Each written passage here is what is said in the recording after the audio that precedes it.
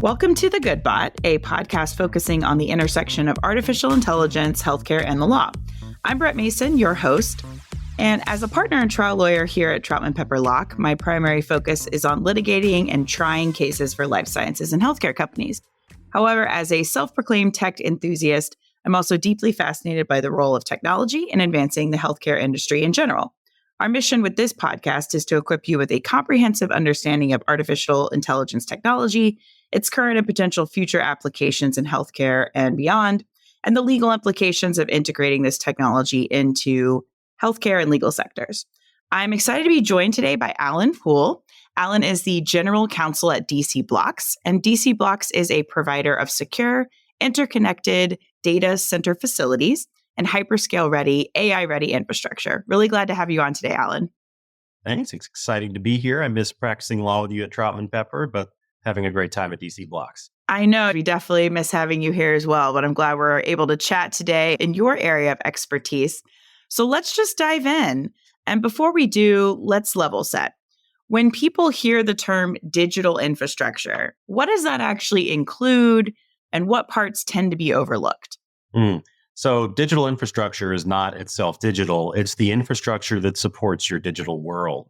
And it is a full ecosystem that spans from data centers, which house computing servers, which can do anything from make YouTube work and make your favorite apps work, to train new AI models. Those data centers only work if they are connected with power and with high capacity fiber optic cabling. So we also develop fiber optic routes that run hundreds of miles throughout the Southeast to connect our data centers.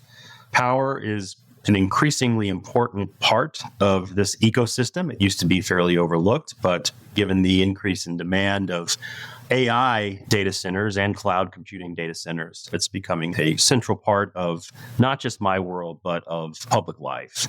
So for many years, much of what you just talked about, that infrastructure has operated kind of quietly in the background, keeping everything running the way that we want it to. But what's changed recently to bring it more into the public conversation? I'd pin it to two things. One, the speed and scale at which the increase in need for power and space has surprised pretty much everyone in this industry. And it seems like it gets more surprising every month. So it's just such a large concern now that it's a new and developing business that affects everyone's lives. I'll also say earlier on in the development of this phase of digital infrastructure, there were some learning moments where large developers encountered new problems that nobody had thought of before or could not foresee.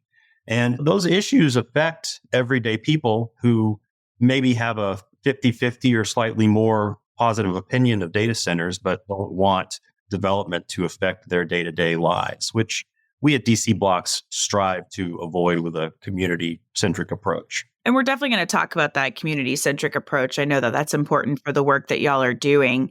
How specifically is AI reshaping the demand on this type of digital infrastructure compared to earlier waves of, cloud or internet growth? So consider cloud sort of if you think about how you read the stock market, just a sort of steady increase. It's always going to need more space. But at the same time, because of scale, it can get more efficient. So it's just a steady climb. Breakthroughs in AI have caused kind of the modern day space race of private enterprises such as, I guess OpenAI is nonprofit, but non-governmental entities such as X, Google, all the hyperscalers to try and develop their own models and get to market first. So they are in a eye-popping capital expenditure phase to try and get these products up and running, and at the same time, roll out products that are supporting everyday applications. It's gone from, wow, ChatGPT is cool, to almost all of the core apps that you use are assisted, made more efficient by AI in some way. So that demand is described as kind of a hockey puck. It's not going to last forever. Eventually, we will get to a point of stasis, but for the foreseeable future, to support our current goals for AI development in this country, there is a need for quite a bit more large-scale data center development. what are the decisions that have to be made around that large scale infrastructure that needs to be put into place? Traditionally, the existing fiber corridors had an effect on where data centers were sited.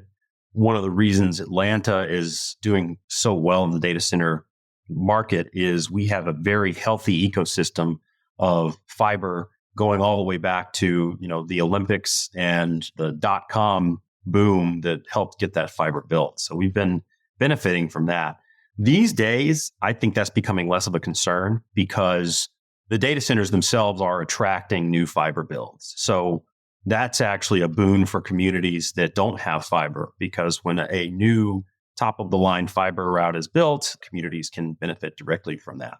So with that backdrop, let's just get specific here, starting with subsea connectivity and why places like Myrtle Beach are suddenly at the center of the global internet. So for our listeners who don't live and breathe subsea, which would include myself, what exactly is a cable landing station and why does it matter to the global internet?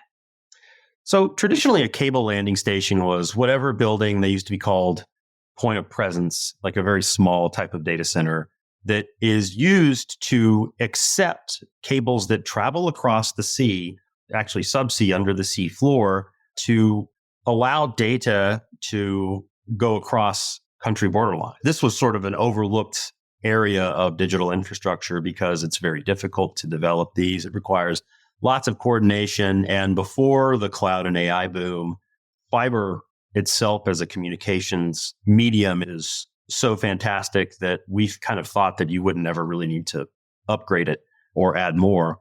We were fortunate enough to be in a position to capture the demand that was skyrocketing due to increase in use of mediums such as this and Zoom and Teams during the pandemic. And we saw an opportunity that significant increase in subsea cable capacity, as well as a diverse place for that to come from, which is an extremely important concept in digital infrastructure, that opportunity had arisen and Myrtle Beach was the place for it. We found a very receptive community that was pro-business and was very interested in building something new. And we thought there was a strong case to be made that if we build this, what is actually currently the biggest subsea cable landing station in terms of megawatts used on the eastern coast, that it would help turn Myrtle Beach and Horry County into a digital business hub. The reason we need so much more now is pretty much the same thing I said earlier. The amount of data that needs to travel at high speeds is greatly increased by AI. So you've landed in Myrtle Beach as the right place for that landing station back in 2023. And my understanding is that DC BLOX has announced some plans for expansion. So what's behind that? That's correct. You often hear that the United States is in a national security arms race with China to develop AI.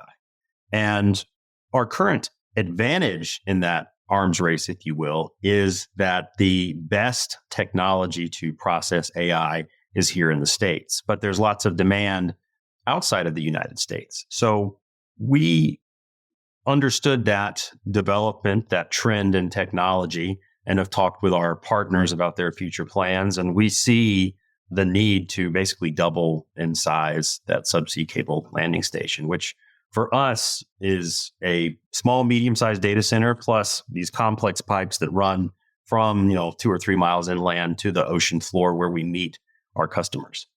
So Alan, let me ask you, why is power so central to a landing station plan like the plan you had for the landing station in Myrtle Beach? Power is central to a subsea cable landing station because these days it contains a data center, and power is central to any data center. The data centers for subsea cable landing stations traditionally accepted the data from the fiber and used what are called amplifiers to make sure that the signals and data sent over the fiber were not losing any quality and retained fidelity as they moved on throughout the country. Now you're starting to see more computing happen in these data centers like any other data center, and that's causing an increased need for power. So you need to have a certain amount of utility power, and you need backup, and you need to be able to resist things like hurricanes in order to provide top-of-the-line digital infrastructure. And what does all of that mean for the regional economy where the data centers are located? We strongly believe and have seen great examples of data centers attracting the best high-tech jobs. As large businesses or small businesses use more and more technology, especially AI, to either streamline operations or be able to do more with what they already have in terms of human resources, it's going to become more and more important for that business to have a close proximity to high quality data centers. We've seen this happen in one of our smaller data centers in South Carolina. An automotive manufacturer was getting ready to move out of the state because they're using AI and automation in their factories, and they couldn't live with the amount of latency that they had to deal with. And when we were able to secure a deal with that customer in one of our data centers, they stayed. That means more jobs. The data center industry gets a lot of flack because once a data center is constructed, it doesn't have as many jobs per square foot as something like a manufacturing plant. However, the development phase of a data center, which can be quite long, supports a vibrant and growing construction industry. And the data centers will also support those jobs once or twice removed, where other businesses can stay and grow in an increasingly digital world. Because we need the workers to build our data centers to be able to have good lives, we often make investments in communities directly to make sure that communities are seeing how we can positively affect those communities as partners without having to wait to see what happens with, 2 or 3 years later when the data center is up and running.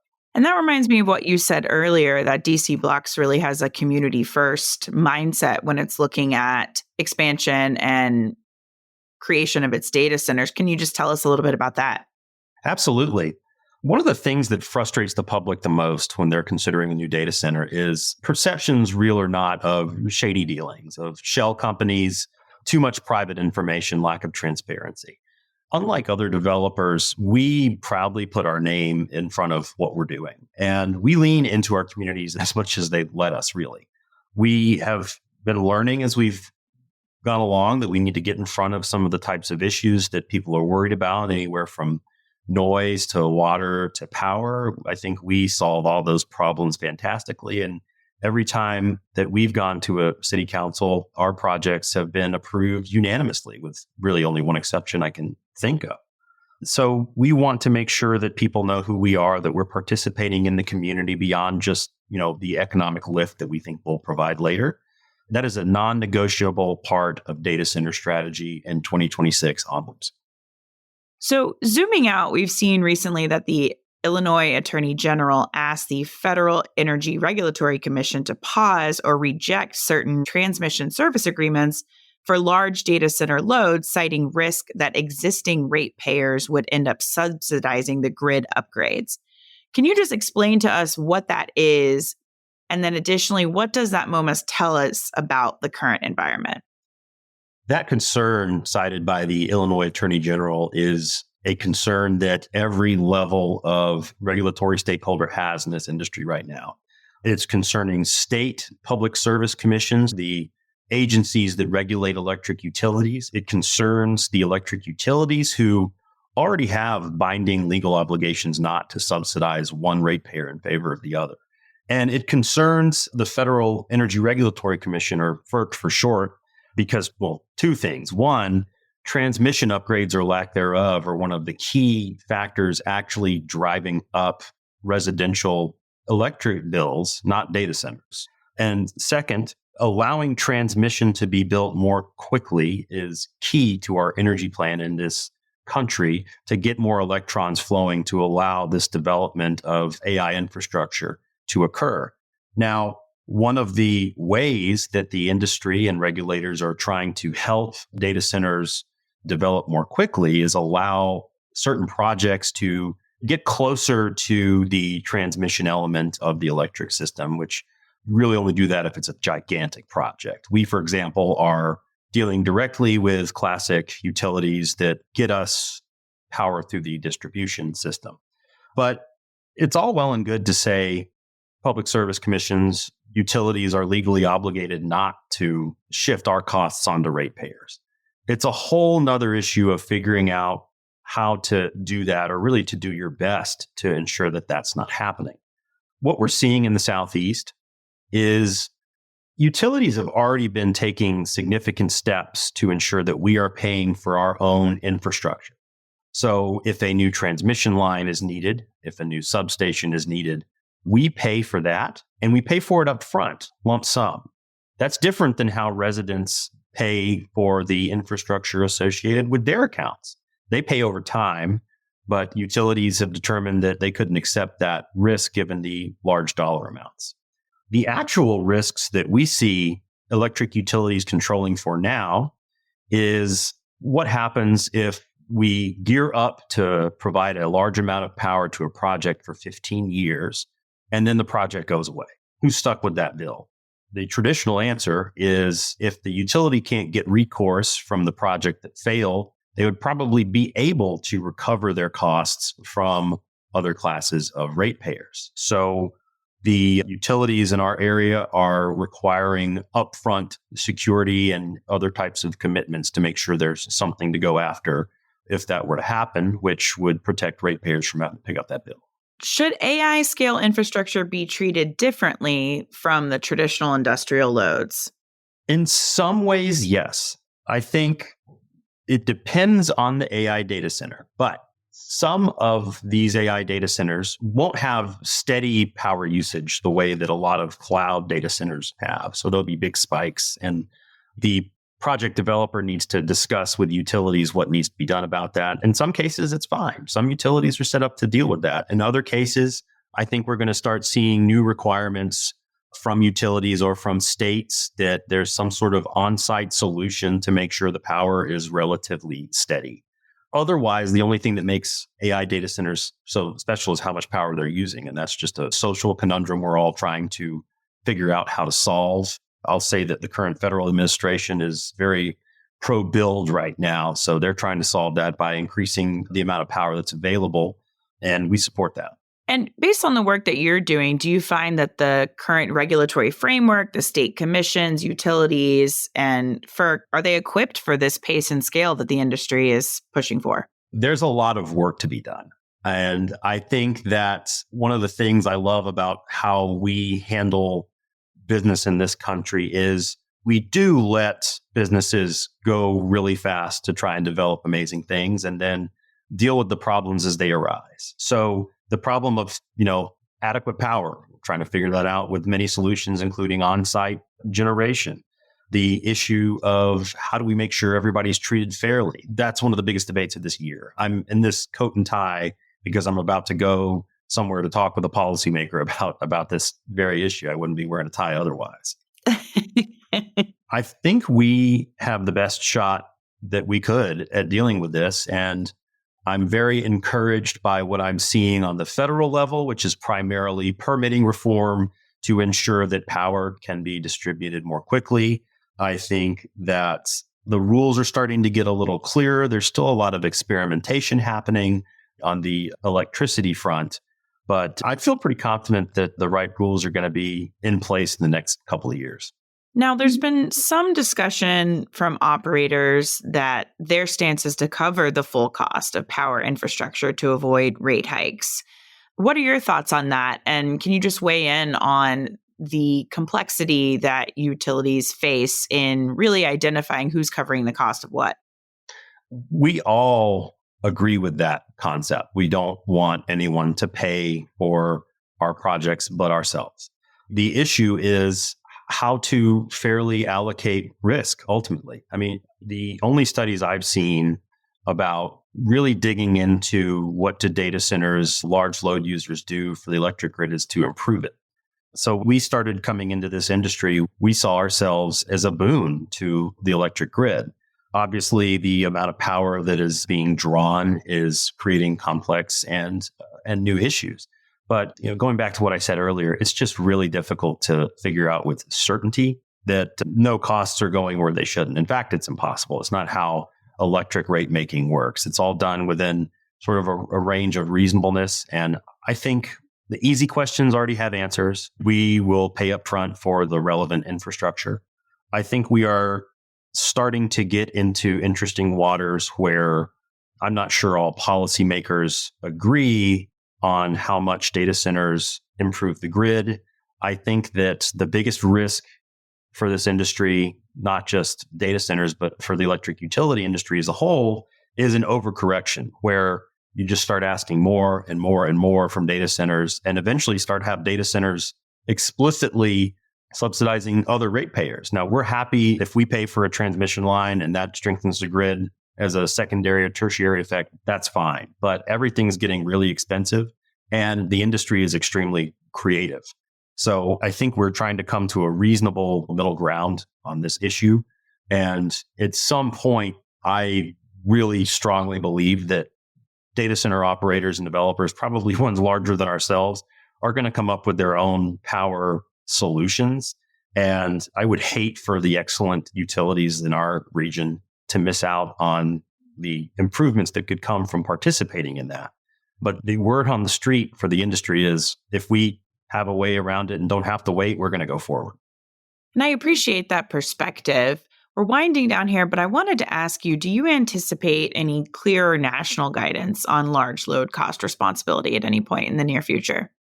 You know, we're tracking that. The Trump administration just released a proposed voluntary understanding between large load users and the grid, covering things like when do you pay for what, and increasingly, especially after some of the winter storms that have happened, now, when is it appropriate for a data center site to go on to backup power in order to save the grid or, maybe even give back to the grid? And certain projects could do that. The biggest obstacle is just the way our country's set up. The federal government only has jurisdiction over interstate transmission.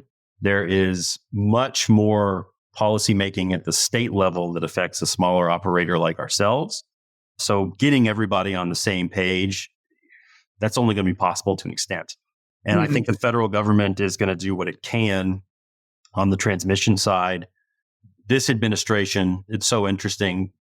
They are willing to push the boundaries of regulation when it benefits them. And they have made certain attempts they're currently attempting to pass some sort of rule at the FERC level that many stakeholders think is reaching too far into the state's regulatory powers. So I don't know. I think what everybody really cares about at the end of the day is keeping the development of top of the line AI technology in this country and doing that in a way that doesn't unduly burden anybody but the people paying for that infrastructure. That's what we're trying to do.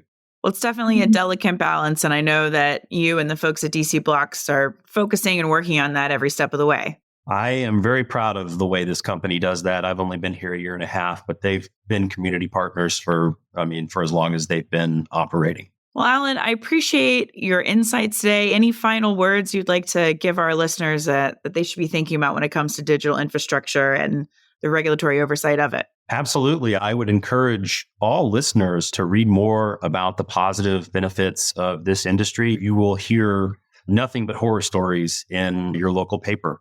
But there are many, many, many studies that have shown how data centers benefit the grid, how data centers benefit the local economy, how data centers can help a struggling county build a new school with tax revenue.